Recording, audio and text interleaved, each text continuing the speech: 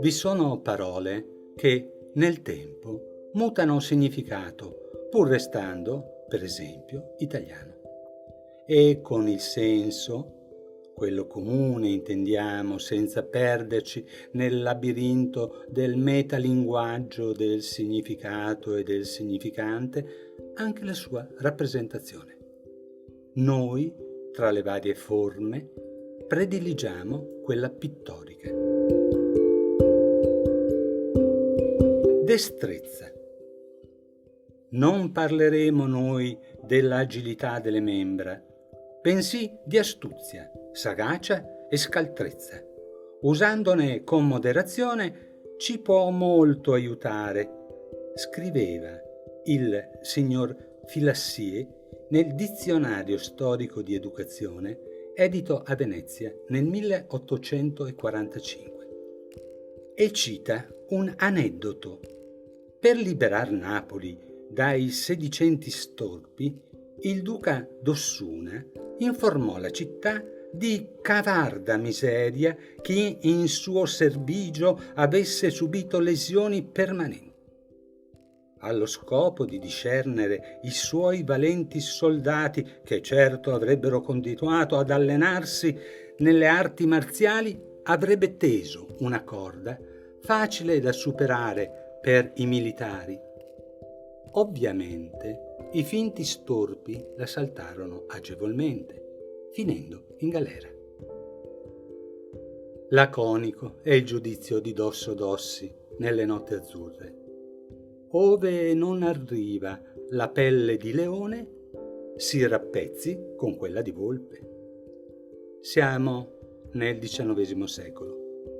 Alberto Savinio, nelle Carambole virtuosistiche, cita Pavlovsky, un umorista francese che sosteneva con arguzia d'aver inventato una polverina che alla gallina fa fetare uova quadre più facili da imballare. Dolore. A chi sa trarne profitto è scuola salutare, perché ci rende più sensibili ai mali altrui. E quale esempio? Filassier cita quello di Giacobbe, informato della morte del figlio Giuseppe. Sappiamo che fu uno stratagemma dei fratelli che si vendicarono così per il furto della primogenitura. L'autore ci ricorda che la vita è nulla nel piacere e cita Metastasio nel Ciro. Quant'è più facile che in gran diletto giunga ad uccidere che nel gran dolor. Dossi osserva con acume che le Ave Marie della processione passano, le spine sopravvivono alle rose di maggio. L'abilità è saper cogliere le seconde, evitando le prime. Savinio ritiene che l'uomo è nemico del dolore, che per la donna è invece sacro. Partorirai con dolore, si legge nella Bibbia, per cui il culto, l'omaggio, lo zelo profondo della donna per il dolorismo. Eroismo. Virtù straordinaria dell'uomo invitto. Obiettiamo che Napoleone, nello scegliere i suoi colonnelli, valutava più la loro fortuna nel cavarsela dai guai che il loro coraggio. Le immagini da lui scelte poco s'addicono all'invitto, quanto piuttosto al soccombente per fede o per torture nemiche. Laconicamente Dossi contesta che il merito e la fortuna si incontrino, se non di rado, in questo mondo ove l'uomo è in continuo conflitto con gli elementi.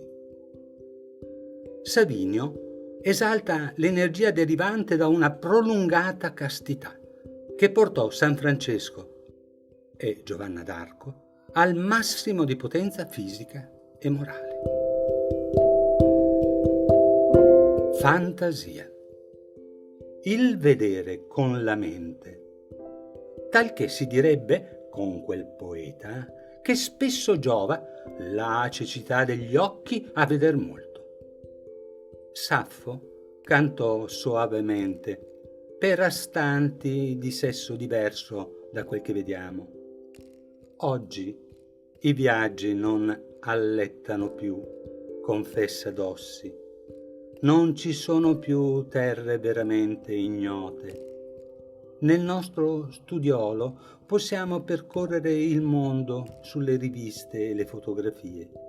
Soltanto un viaggio alla Luna o a qualche altro pianeta o stella mi adescherebbe.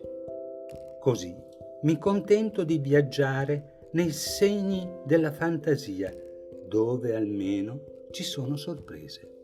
Al solito Savinio cambia scena. 1947. Fiera letteraria, trattoria in Piazza Navona. Si poetizza tra portata e portata all'alpestre Saint-Honoré, mentre un uomo avanza verso la tavola camminando a testa alta e passo lento, inesorabilmente cieco. Un cameriere lo cinge per allontanarlo dagli uomini di cultura che tracciano segni sottili con lo stilo che porta sulla punta un metallo preziosissimo. Così si allontanano dalla natura, respingendo i sentimenti, assenti, inerti, paralizzati dal pudore, forse dalla vigliaccheria. Io fingevo di non averlo veduto, ma il cieco, con i suoi occhi bianchi, che oculisticamente non vedono, questo non lo crederò mai. Fortezza. L'accademico francese, citando Salomone, ne fa ornamento femminile con decoro, modestia, gravità ed onestà. Una corazza più che un abito. La stampa di Temistocle in ginocchio, implorante ospitalità dopo la fuga da Atene, con l'accusa di intesa con il nemico persiano, ci sorprende. L'ateniese regge il braccio della figlia dei suoi ospiti. La porterà con sé nel tempio, quale assicurazione della protezione del re dei Molossi. La madre dimostra fiducia nella scelta del marito e non si oppone. Dice, sostiene Dossi, con un sospiro il ricco ammalato, non sono in grado di andare a piedi, ed il sano povero ed io di andare in carrozza.